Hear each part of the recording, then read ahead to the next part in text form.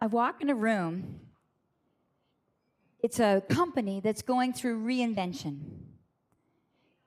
There's about 6 people all gathered together, mostly men. And in this corner, there's 4 men and 2 women. They look over at me, and they're sizing me up. And I hear one of them murmur, "Oh, great. Today's going to be a big waste of time." My heart just drops, and I immediately pull back into that little girl self. And I feel like I'm on the lawn again in the front of my house. I grew up in affordable housing, and in between the houses were gravel driveways. And I'm sitting on a lawn in a blanket. I've got my legs off, and all the kids are playing over there on the other lawn. And I want them to come play on my lawn because I can't cross the gravel driveway. And one of the kids says, "She's weird. Ignore her. Don't look at her." And I start to cry. My mom, she opens the door, and she's just checking on me, and she sees that I'm crying. She says, "What's wrong?" I said, "The kids are playing over there, and I want them to play over here." And one of them said some mean things. And my mom, she says, "How's that working for you?"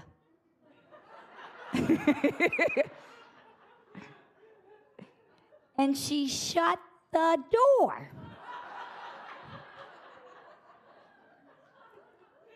So at first, I'm kind of thinking how mean my mom is. And then I got it.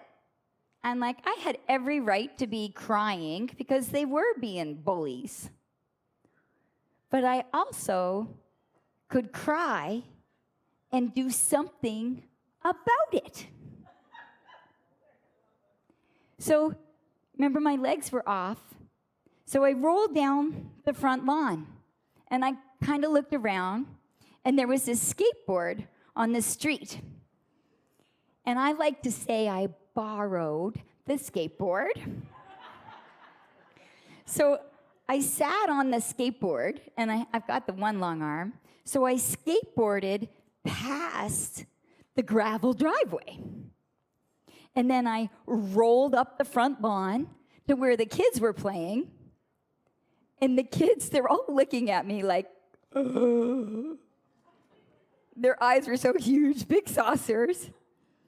And I knew in that second, if I didn't speak first, this whole plan was going to go down.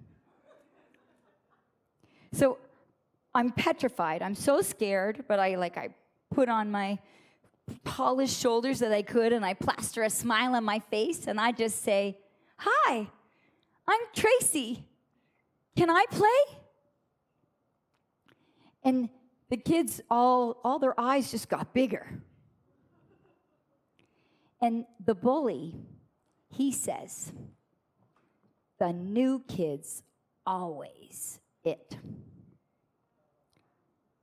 I, in that second, have no idea how I'm going to play tag. How am I going to run around the lawn with all these long-legged kids? I had a few tall ponies in my neighborhood. Yeah. Thank you. But I knew that I couldn't, fill the air with a bunch of, "I don't know how," and "I'm not sure," because then that would be game over. So I just said, "Okay." And not one of those kids, not even the bully, ran into the gravel driveway. They all played tag on the grassy lawn. And so I was able to run around on my knees, on my stumps, and I was able to roll around. No problem. And so I sort of absorbed right back into the boardroom with the company that's going through reinvention. And there's 12 unions at the table. 6 of them from one company, 6 of them from another, and they're being forced into a merger. And I just took a deep breath. I put on the tallest shoulders I could. I plastered on a smile, and I walked over to them. And I said, "Hello, I'm Tracy. Shall we get started?" And we busted barriers. We busted up strikes. We supported the merger. We ended the bankruptcy. And I got to grow up from being that little girl on the lawn, almost not included, to breaking Uber into Canada, to supporting strikes at Air Canada, to supporting pharmaceutical reform at Shoppers Drug Mart. Reinvention. Stand up tall, scared or not, and say, "Hello, let's get started."